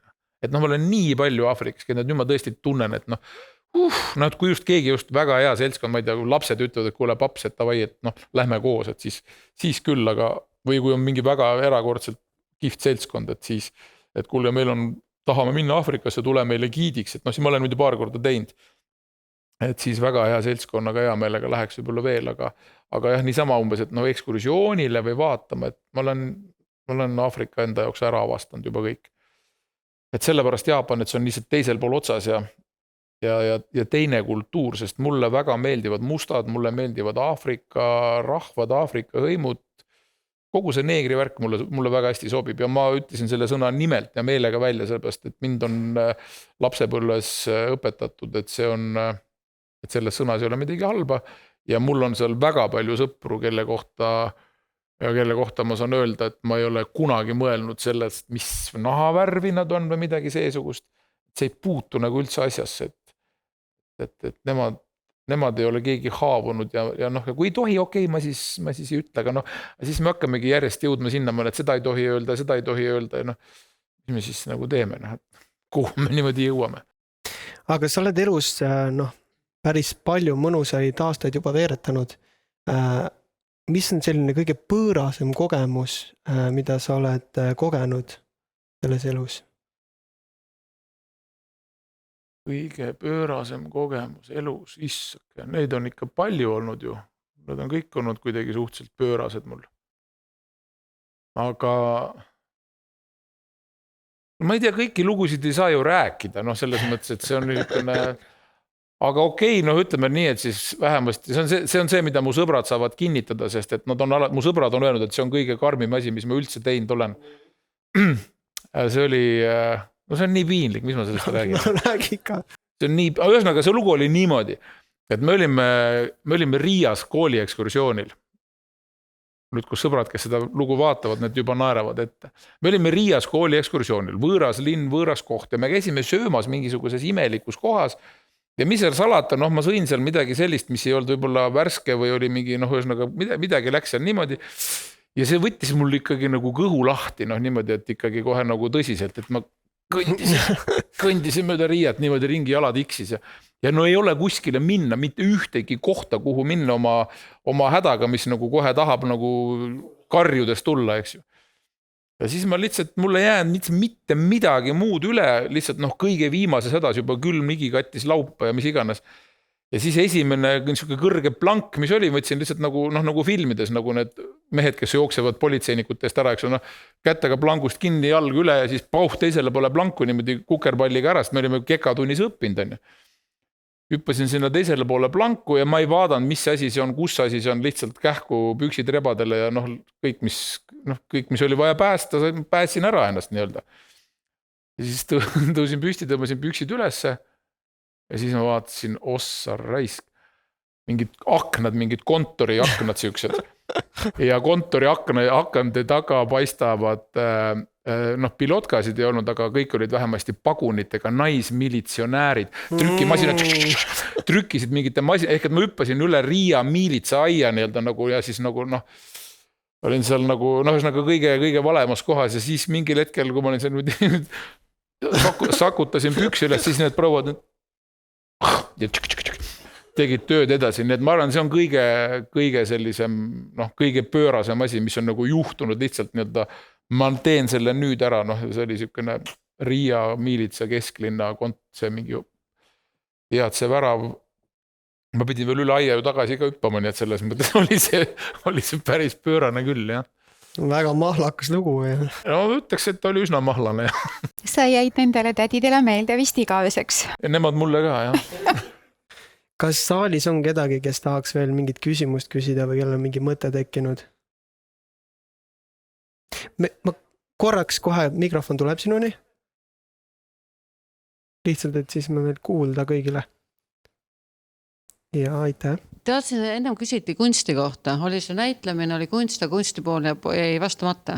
See, kui sa Kreekasse läksid ja hakkasid maalima, aga see teema jäi poolikuks. Mis see täpsemalt oli? See maalimine.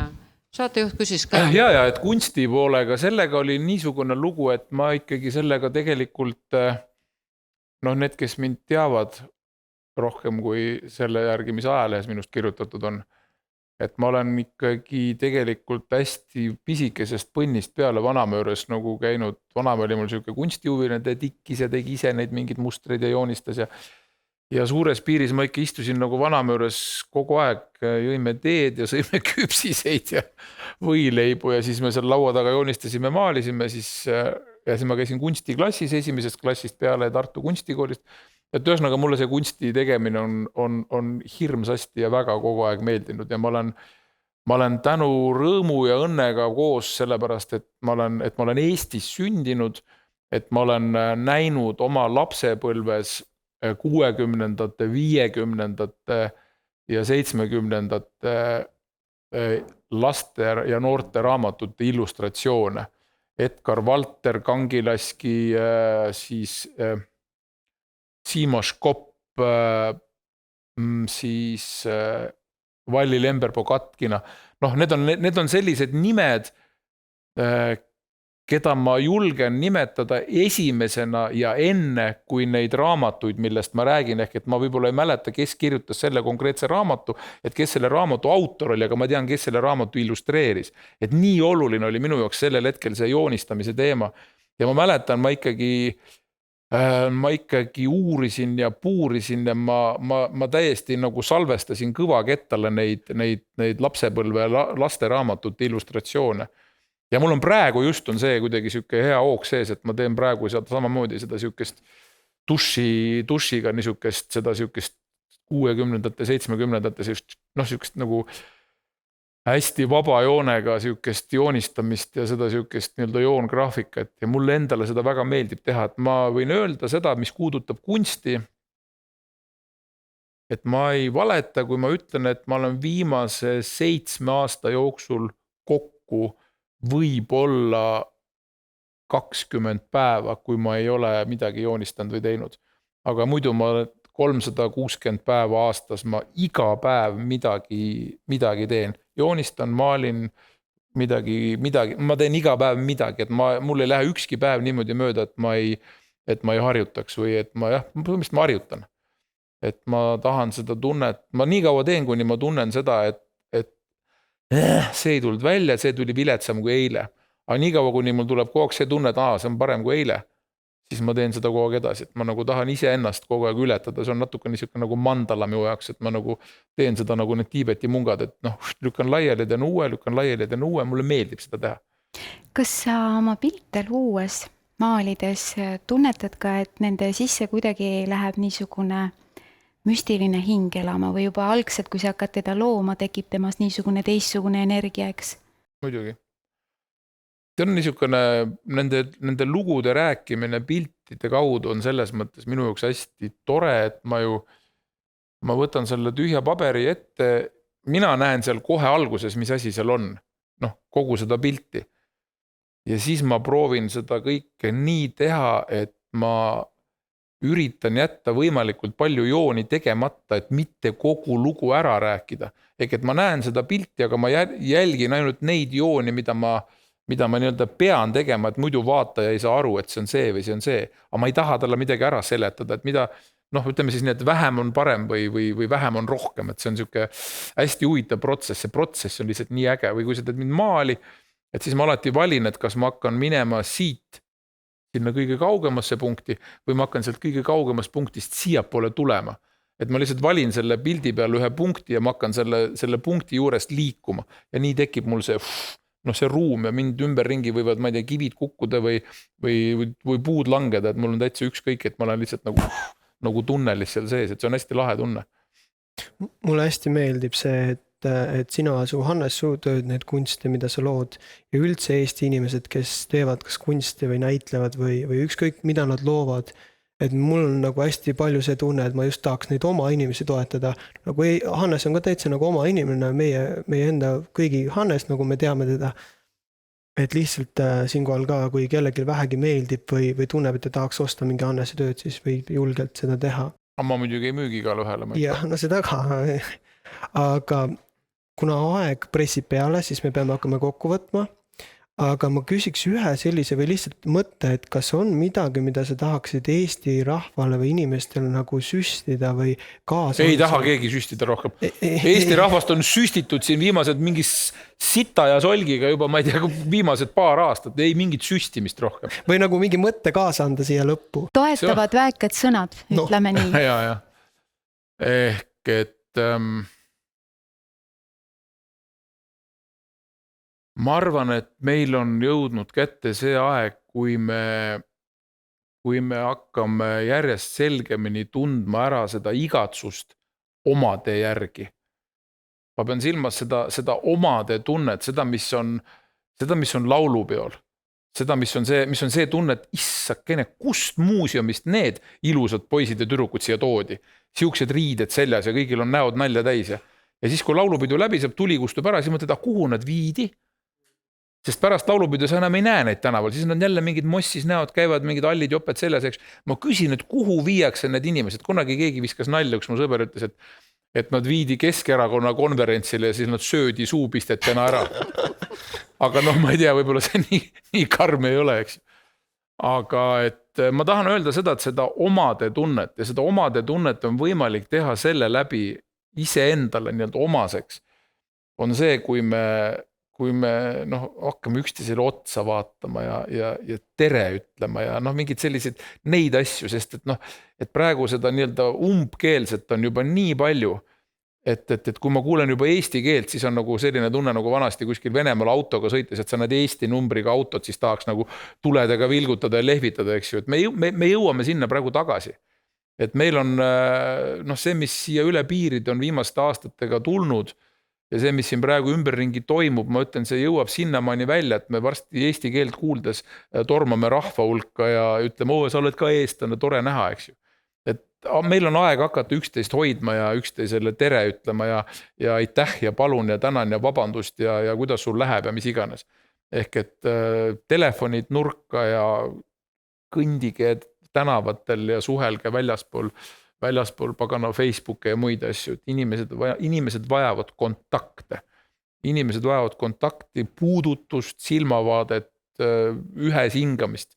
Ja see ei ole mingi laulupeo nimi, vaid see ongi päriselt see, et me peame olema ühes ruumis, et selles mõttes aitäh teile selle kutse eest ja inimestele, kes tulid, et see ühes ruumis olemine on nagu lihtsalt nii äge.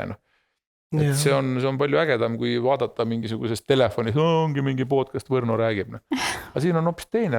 Inimesed on ja kuulavad ja see energia on teine muidugi.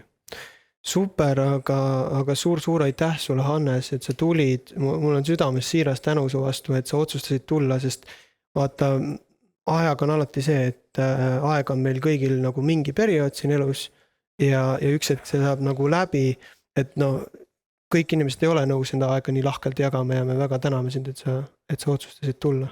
Aeg on selline asi, et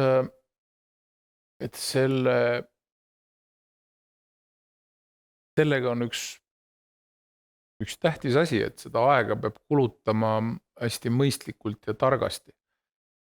Ehk et kui on hästi veedetud aeg toredate inimestega koos, siis ei ole üldse vahet, siis läks tund, läks 4 tundi, mis seal vahet on. Et selles suhtes on aeg niisugune hästi nagu laiali valguv asi, et minul on 2 kella, mul on see mingisugune see orjakell, eks ju, see, mis ütleb kõigile, millal töö algab ja millal töö lõpeb. Aga mul on päris kell ka nagu sul see, et sul on ikkagi keerad üles ja siis... Analoogvärk. See analoogkell on õige asi, et selles mõttes ma kutsun inimesi üles, võtke uuesti analoogkellad kasutusele, sest et see, et mingisugune vanast õhtul kõik vaatavad telefoni pealt, et millal kell saab 12. Ei, isa kella järgi pannakse 12. Et tulge tagasi maa peale inimesed, et lülitage see AI välja, see ei ole päris okei. Väga sügav ja äge vestlus oli. Aitäh teile kõigile, aitäh sulle, kallis Hannes. Super, suur aitäh kõigile. See oli mega väärt aeg. Teate, miks te nii teete või? Kunagi ma mäletan keegi, kus pagan see oli mingi hea nali, et keegi oli mingisuguse asiaadi välimusega inimesega mingis seltskonnas, ma ei tea, kas see oli koreaalane, vietnamlane või kes iganes. Ja siis ta nagu tundus, et kuna need kõik teevad kogu aeg nii, siis ta tegi ka ja siis lõpuks see vietnamlane ütles, et mulle jaapanlastele võite nii teha, meile pole vaja. Et kõik pilusilmad ei ole need. Väga armas. Igal juhul tore. Aitäh. Jah, liigutame tagapalgeid. Võimleme. Aitäh. Aitäh. Nii.